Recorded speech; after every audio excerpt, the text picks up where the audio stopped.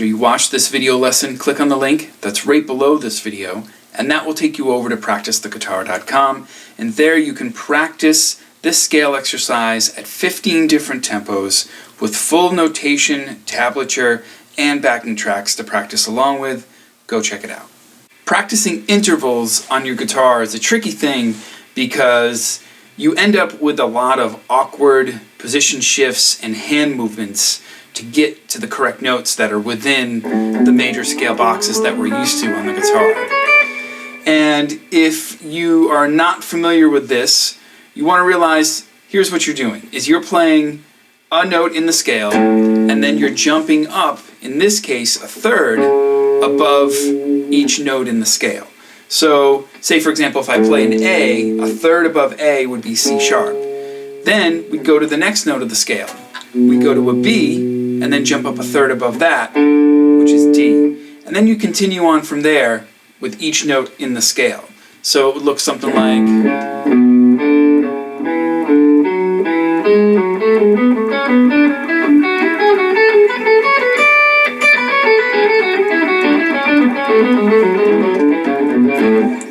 And something that tends to come up a lot when you're practicing intervals is the whole finger roll kind of thing, where you're kind of covering more than one string at the same time and moving your hand accordingly to try to only get one note to ring at the same time.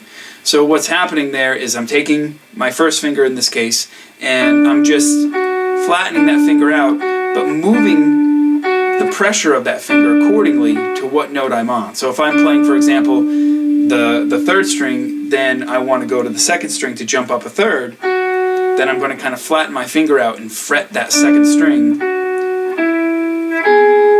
and do the same thing with my third finger.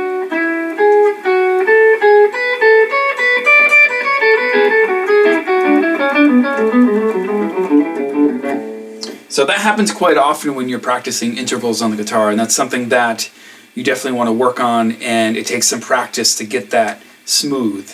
The other thing that's happening with this exercise is that I'm using alternate picking, and what's happening there is I am just alternating my picking hand. So if I start with a downstroke, which you should try to start with downstrokes, then the next note is going to be an upstroke, and then a downstroke, and then an upstroke. Down, then up, then down, then up, then down, then up. And what I'm trying to do is just keep my pick as flat as I can. I try to avoid tilting it forwards or backwards because it tends to give you a scratchy sound against the string. And I'm trying to get the smoothest sound possible by just keeping the pick as flat as I possibly can. Being able to transpose to different keys on the guitar is really important. If you, say you're playing a set of music with your band and 3 of the songs are in one key and 4 of the songs are in another key, you want to be able to comfortably transition from key to key in your solos, or even just in the normal parts of each one of these songs, fluently, cleanly, and clearly.